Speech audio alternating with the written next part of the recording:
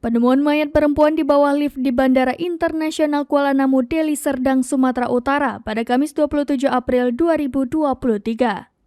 Mayat perempuan tersebut diduga terjebak di bagian bawah lift Islan A Terminal Penumpang Bandara Kuala Namu. Dari identitas yang ditemukan, mayat itu diketahui bernama Asia Sinta Hasibuan yang berusia 30 tahunan. Diduga ia terjatuh dari sela-sela lift sebelum tiba di lantai tempat korban menunggu. Dari informasi yang dihimpun, korban diduga datang ke Kuala Namu untuk mengantar keluarganya. Kapolsek Bandara Kuala Namu Ibtu Nathanael Surbakti mengatakan korban datang ke Bandara Kuala Namu pada Senin 24 April 2023 sekitar pukul 20.30 waktu Indonesia Barat. Dari keterangan keluarga, korban sempat menghubungi kerabatnya dan mengabarkan bahwa dirinya terjebak dalam lift.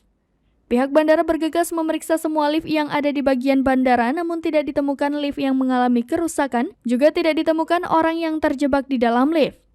Lalu pada Kamis 27 April 2023 tercium bau menyengat di sekitar lift.